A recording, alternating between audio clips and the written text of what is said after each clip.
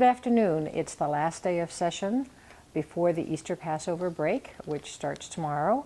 And it's been a very interesting week. On Monday, House File 873, which was a bill that eliminated obsolete language in education, was turned into the Racino bill. After 3.5 hours of discussion, the amendment was put on the bill as a delete all, and Senator Olson is now carrying that bill. It's kind of controversial. Actually, it's very controversial, but I understand that there have been quite a few calls into the legislature supporting the bill and saying that they think that there should be a Racino in this state. So I know it's divisive in both caucuses, so we'll see what happens to that.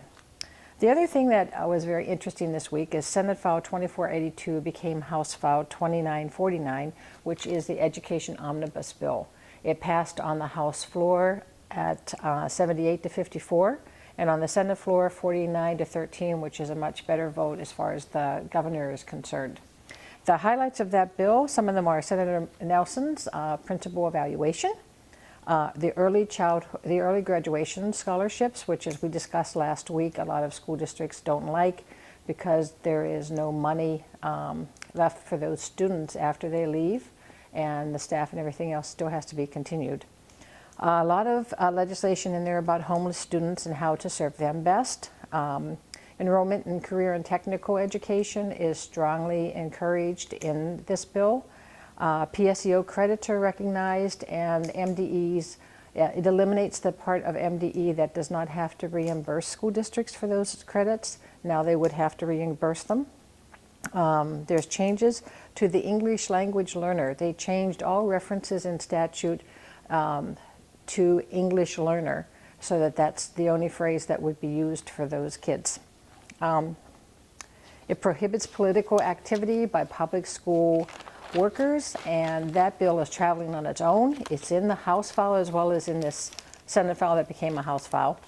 And it's going to be interesting to see how that goes. I think a lot of people object to that because it is solely for public school employees and not private school employees who also receive state funding. In the repealer section of this bill is statute number 475.53 subdivision 5, which addresses Rochester's debt levy limit and how it has been lowered, becoming the city of the first class and for any school districts that are within the Rochester city limits.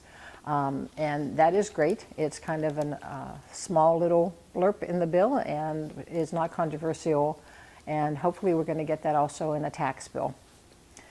Discussion of 2949 in the House, it's a much smaller bill. It pretty much has just the bill prohibiting public employees, a PSEO language, the pre-kindergarten through kindergarten funding, and it obviously passed on more of a partisan vote in the House, so it's going to be interesting how that comes out when it goes to the governor.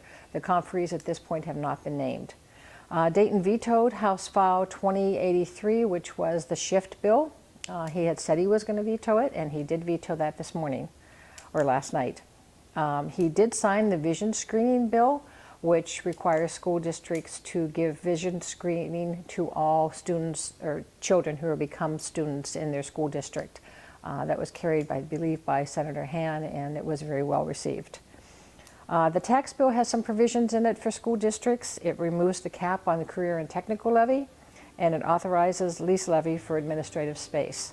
I hope you have a wonderful Passover Easter week. The legislature actually is off for 10 days and will return a week from Monday. Thank you.